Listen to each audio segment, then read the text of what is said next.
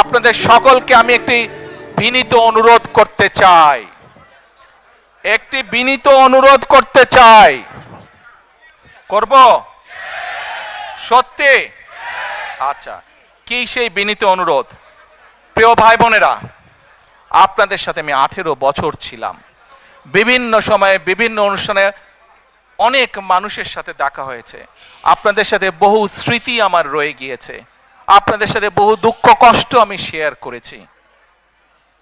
আপনারা বিভিন্ন সময়, আমার বক্তব্যের শুরুতেই বলেছি, যুক্তরাজ্য সহ বিভিন্ন দেশের প্রবাসী, বিশেষ করে যারা জাতীয়তাবাদী, বাংলাদেশি জাতীয়তাবাদের রাজনীতিতে বিশ্বাস করেন, আপনারা বহু মানুষ বিভিন্ন সময় আমার পরিবারের, দলের বিপদের সময় আমাকে মানসিকভাবে সাহস দিয়েছেন, সহযোগিতা করেছেন, সমর্থন জুগিয়েছেন।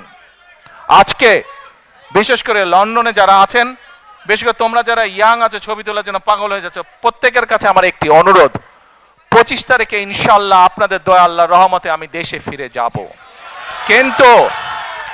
কিন্তু এখানে উপস্থিত, এই ঘরে উপস্থিত প্রত্যেকটি মানুষের কাছে আমার অনুরোধ, দয়া করে কেউ আপনারা এয়ারপোর্টে সেদিন যাবেন না। দয়া করে কেউ আপনারা এয়ারপোর্টে যাবেন না আপনারা। কারণ এয়ারপোর্টে গেলে একটি হট্টগোল তৈরি হবে এবং মানুষ জানবে যে এরা সব বাংলাদেশি, এবং দেশের সুনাম নষ্ট হবে, দলের সুনাম নষ্ট হবে। যারা এয়ারপোর্টে যাবেন না, যারা সেদিন এয়ারপোর্টে যাবেন না, আমার আজকের এই অনুরোধ যারা রাখবেন, আমি ধরে নিব তারা দল এবং সর্বোপরি দেশের সম্মানের প্রতি মর্যাদা রাখবেন। আর আমার মানা করা সত্ত্বেও, আমার অনুরোধ করার পরেও যারা যাবেন, আমি ধরে নিতে বাধ্য হব যারা ব্যক্তিগত স্বার্থের জন্য সেখানে গিয়েছেন।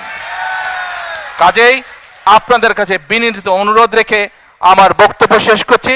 সেই 1.5 মিনিটের ভিডিওটির দেখার অনুরোধ করছি। প্রিয় ভাই বোনেরা, সকলের কাছে দোয়া চেয়ে যাচ্ছি, আপনারা দয়া করে দোয়া করবেন, দেশনেত্রী খালেদা জিয়ার জন্য দোয়া করবেন। আপনাদের সামনে যে পরিকল্পনা তুলে ধরেছি, আল্লাহ যাতে আমাকে তৌফিক দেন দেশ এবং দেশের মানুষের জন্য সেই কাজগুলো যাতে সম্পূর্ণ করতে পারি। আল্লাহ হাফেজ। বাংলাদেশ জিন্দাবাদ, বাংলাদেশ জাতীয়তাবাদী দল জিন্দাবাদ। আসসালামু আলাইকুম।